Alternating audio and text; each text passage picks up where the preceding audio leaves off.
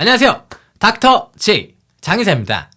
오늘은 우리 대한민국의 뿌리 깊은 지역주의와 그 시작, 그리고 그 지역주의가 토착화되는 과정을 한번 살펴볼 텐데요. 우선 5공화국 전두환 정권 말 박종철 고문치사 사건을 도화선으로 6월 항쟁이 일어났죠. 이 6월 항쟁으로 전두환 정권은 사실상 항복선언인 6.29 선언을 노태우를 통해 발표하게 되죠. 이 6.29 선언의 가장 핵심적인 내용은 대통령 직선제를 받아들인다는 거고, 조항 중에 김대중 사면 복권도 포함이 되어 있었습니다.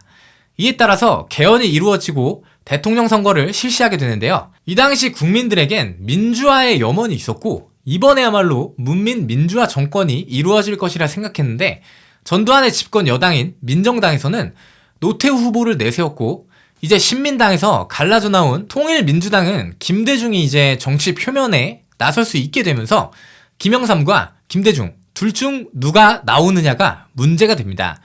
그런데 당연히 두 사람 다 양보할 생각은 없었고, 김영삼은 당 내부에서 대표를 선출할 것을 말했지만 김대중은 이를 받아들일 수 없었죠.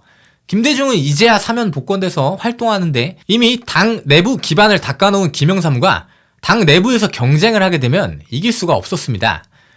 둘의 갈등이 심화되고 김대중은 이제 본인의 지지 기반인 광주로 가서 대회를 하게 되는데, 이때 막 몇십만을 넘는 엄청난 인파가 몰렸죠. 막 50만이 넘는다는 얘기도 있습니다.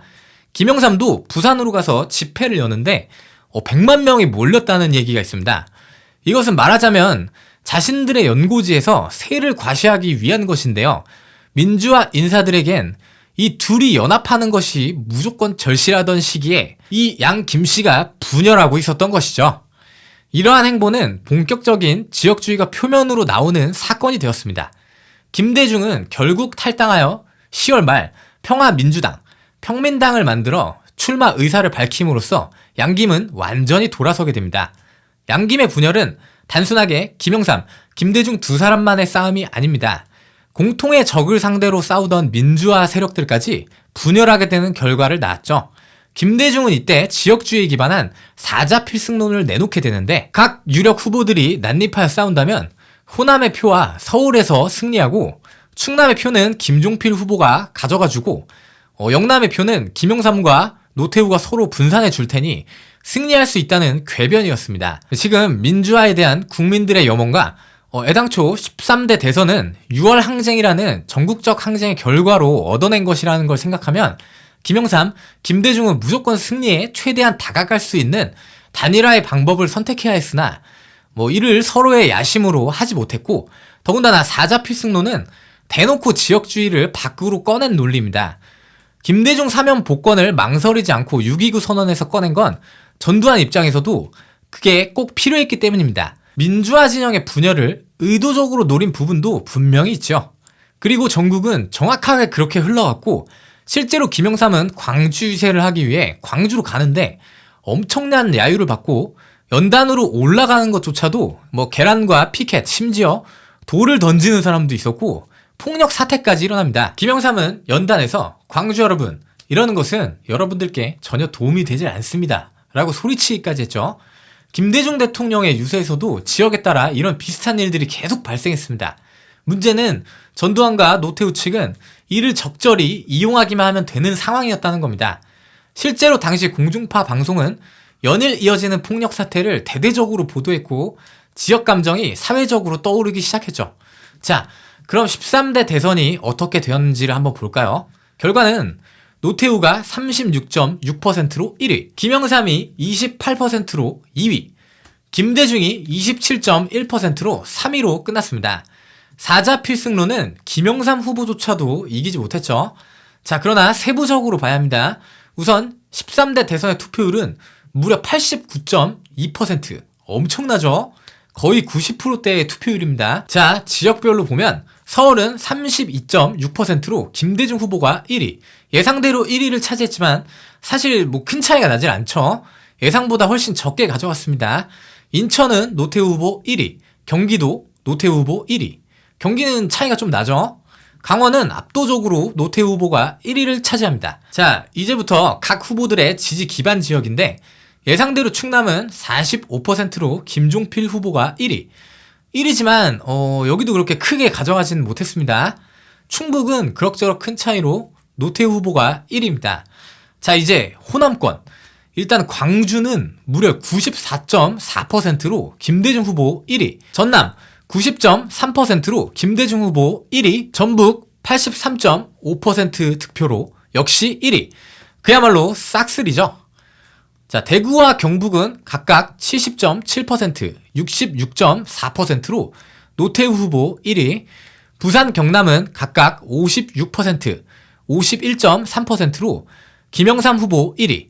자, 모든 후보가 자신의 지지 기반에서 다 1위를 차지했고, 노태우 후보는 대구, 경북에서 압도적 1위를, 김대중 후보는 호남과 광주에서 압도적 정도가 아니라 혼자 후보로 나온 듯한 1위를 차지했죠. 김영삼 후보, 김종필 후보는 기반 지역에서 1위는 했지만 압도적인 정도는 아니었습니다. 자, 광주를 보시면 신기한 점을 알 수가 있는데, 김대중 후보가 진정 압도적이지만 김영삼 후보의 표는 심지어 0%대에서 1%대로 아예 표가 안 나왔다는 것을 알 수 있습니다. 이건 잘 생각해보면 당시 노태우 후보는 아예 광주에게는 원수라고 할 수 있잖아요.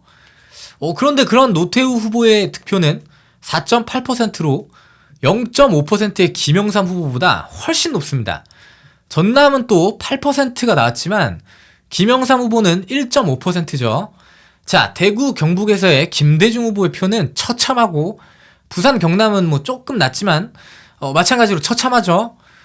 영남은 사자필승론의 예상대로 어느 정도 표가 갈리는 예상을 맞추긴 했습니다만, 서울이 비슷비슷하기에 사실 각 후보들의 중심표는 모두 다 자신의 지지 기반 지역에서 나온 것을 볼 수 있습니다. 그리고 호남에서의 김영삼 전멸과 영남에서의 김대중 전멸은 당시 두 사람의 갈등과 지역주의적 갈등이 얼마나 극심했는지 알 수 있고, 전두환과 노태우는 이를 잘 이용하면서 승리를 거뒀죠. 모든 지역에서 참패한 김종필 후보가 충남에서 큰 차이로 1등을 한 것은 이 지역주의적 싸움에 충청도 영향을 받았음을 보여줍니다. 노태우가 대통령으로 당선되고 얼마 지나지 않아 치러진 총선에서도 똑같은 결과가 나옵니다. 이건데요, 서울은 김대중당이 근소하게 승리하고, 충남은 김종필당, 호남은 또 김대중 정당, 경북은 노태우당, 부산은 김영삼당, 경남만 대선과 다르게 노태우당이 승리했네요. 인천, 경기, 강원은 그대로 갔고요. 13대 대선은 유신 이후 16년 만에 치러진 대선 승부였고, 때문에 각 지역을 대표하는 정치인에 대한 지지와 공세가 엄청났습니다.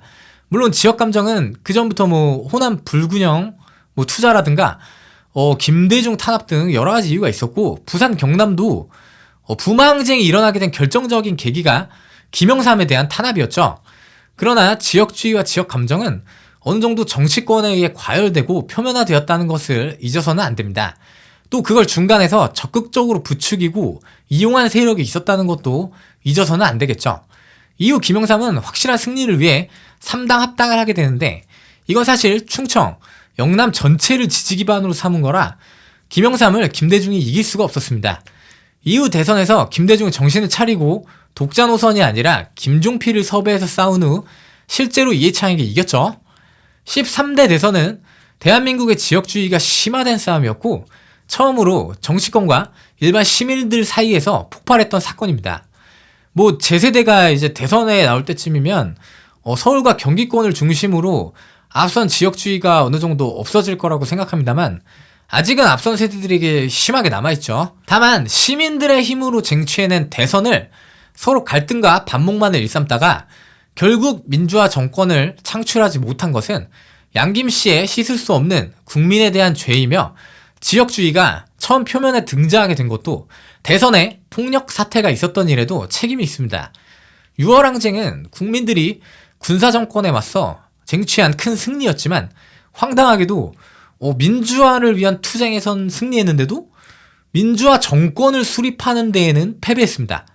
이로 인해 6월 항쟁은 승리했음에도 불구하고 그 끝을 완성하지 못한 불완전한 민주화 항쟁으로 역사에 남게 되었습니다. 우리 역TV 시청자분들도 지역 감정은 정치권의 필요성에 의해 만들어진 측면이 있으며, 물론 항상 몰표가 나오고 일단 어디라고 해서 찍고 보는 데에는 비판이 필요하겠지만, 우리는 모두 대한민국 국민이며 같은 동포이고 하나의 공동체입니다. 모두가 지역주의와 지역 감정을 없애는데 노력을 해야 될 것입니다. 또 지역인이 특정 정당에 얽매이는 것은 지양해야 하고 서로 간의 증오나 모욕을 피하고 진정한 화합과 대화를 통해 하나의 대한민국으로 나가야 할 것입니다. 여기까지 닥터 J 장희석이었습니다. 감사합니다.